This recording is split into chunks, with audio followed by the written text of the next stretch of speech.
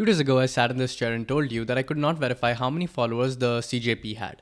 I said the number going around contradicted each other, that none of them tracked back to an actual audit, and that I would rather have had nothing to do with telling you the wrong number, right? 48 hours later, Time magazine printed that number. No source, no audit, no attribution, just printed in Time where it will sit forever and get cited by literally everyone who comes after me. So that's this video. Not because I want to be smug about being careful, because watching a number you couldn't verify turn into a fact tells you exactly something about what is going on, right? And because in the same 2 days the movement stopped marching, we'll get to that as well. Same receipt, rules as last time. I'll show you everything that I've got, and where I have got nothing, I'll say it out loud. Same thing, I will be reading out of a script.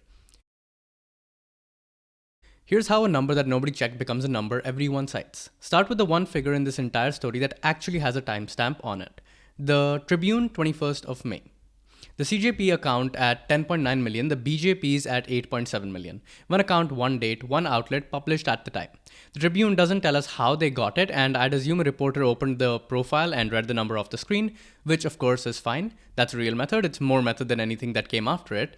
And the detail underneath it better than the headline. The BJP account had over 18,000 posts and the CJP had 56.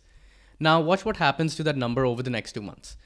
10.9 becomes 22 million. 22 million turns up in the American coverage as a plain fact alongside the line that it is more than twice that of BJP's.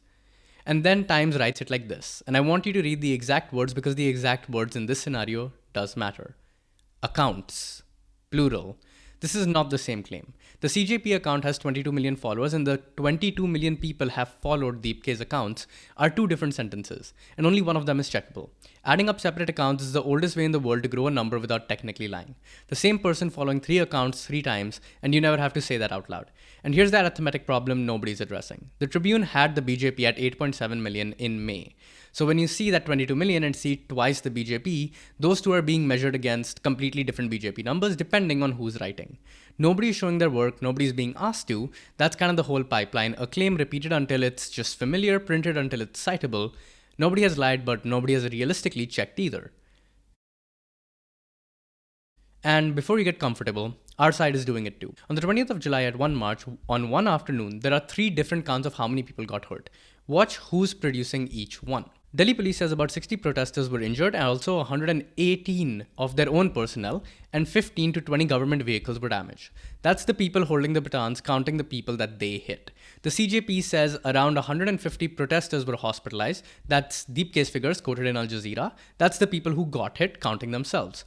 Both of those are interested parties. I'm not saying that either one is lying. I'm saying neither of them is a neutral instrument. And if you only quote one that flatters you, you're doing the exact thing that I spent 3 minutes complaining about. Then there's the third one, and it's the interesting one. A Delhi hospital medical legal log, it basically claims that there are 65 cases from that day. Now I have to be careful here in 2 different directions. One, I've got that from a secondary source, so I'm telling you it is reported, not confirmed. 2, and more important, a medical legal case is not a headcount of everyone who got hurt. It's a specific administrative thing, a doctor logging an injury that might end up in the courtroom. Plenty of people got hit and just go home. Many of them might have just been attended to in like the waiting rooms and just have been told to leave, right? So 65 is not the real number. It's only the number in the table that got produced by somebody with no stake in the fight, and that's a different number and a much smaller claim. But do realize that either way, 65 is greater than the number that the Delhi police reported, and those are the ones that are confirmed by the hospital. 3 numbers in one afternoon, the 2 loudest ones both come from people that have something to gain from it. Here's why I'm being this annoying about it, and it's not because I love accuracy as a hobby. Sometimes I do, but last video I showed you the government's line. Union ministers claiming the movement's followers were Pakistani, 49%, 90%, depending on who was talking. Soros, bots, foreigners, and I showed you Decode going and actually checking it. 3 separate analytics tools, 94% Indian, 95% Indian, and 75% Indian. Plus an analyst saying the things that end the argument. There is no reliable way to check, especially on Instagram, where they're from. The data those ministers cited does not exist and was basically a publicity stunt. They could not have known it. That was a clean win. Their number was fabricated, and it was demonstrably fabricated, and pathetically so as well. Now put an unverifiable 22 million next to it. The second your side is also carrying a number that nobody can trace, you have handed them the only defense that they need, and it's the laziest one that there is.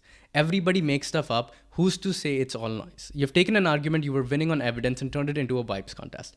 And in the vibes contest, the side with the police will generally win because the government is what controls the media at the end of the day.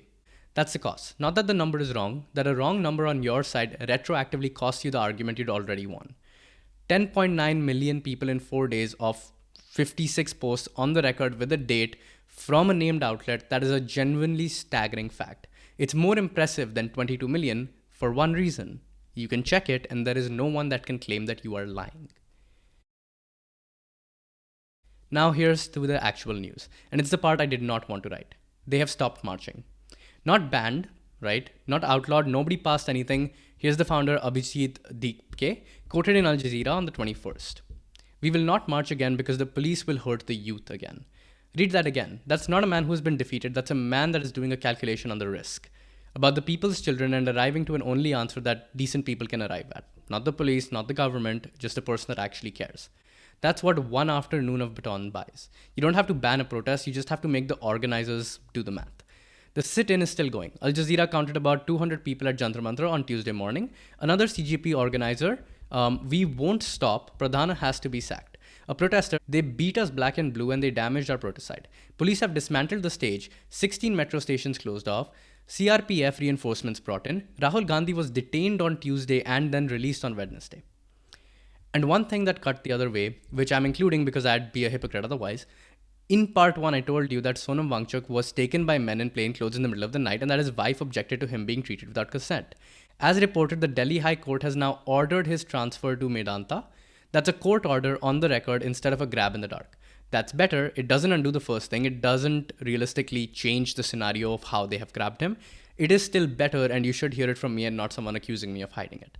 He is, as far as I can confirm today, still refusing food from a hospital bed. There have now been talks. I want to be really precise about what the word is doing.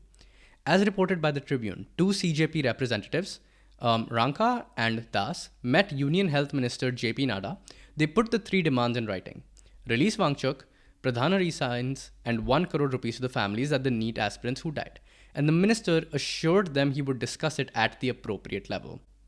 At the appropriate level. That's it. That's what came out of the room. No commitment on Pradhan, no commitment on compensation, nothing on paper going any direction. And the CJP representatives called that meeting a victory because the government had finally engaged. Engaged in the same way that you engage a beggar who asks you for money. I understand why they said that. When you've been ignored for 2 months, being in the room feels like progress. But look at what you actually got traded. They gave up the streets on Monday, and by midweek, the win being celebrated is a meeting where nobody promised anything. That's not a negotiation, that's a waiting room. And the other side has all the time in the world because they can just wait us out until we have forgotten. The thing is that if this stops being interesting, if this stops being talked about, it will die down. Meanwhile, Kiran Rijiju, when the talks are going on in the right direction, the atmosphere should not be vitiated. Which is a very long way of saying, now that we're talking, it would be kind of rude to keep protesting. Yeah, you can take that exactly how it sounds. So here's where I actually land, and it's the reason I made a second video instead of just, leaving it alone. This movement's entire moral claim is that a powerful institution described them falsely. That's it. That's the whole thing. A judge called them pests, ministers called them foreigners and bots, and the movement's answer was, that's not true, here's the evidence, it isn't. A movement that exists because somebody lied about it cannot afford one number it can't defend. Not because purity is night, because precision is the only weapon they've actually got. They don't have the police, they don't have the courts, they don't have the ministries or the broadcast license. What they have is being right, provable, checkable, boring right, while the other side is on record saying things that data cannot support. That asymmetry is the entire advantage.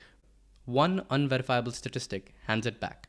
Because the point is that they are now in the exact same place to say exactly what we did. Everyone is making up the numbers.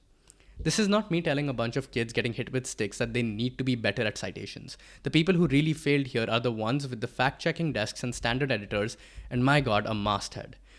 Time didn't need a source. NPR didn't need a source. A movement's press release became a sentence in an American magazine in about 8 weeks, and not one person in that chain had to write down where it came from.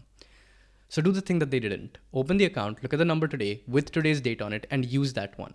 Then watch 2 things, because these are the 2 that tell you whether any of it worked.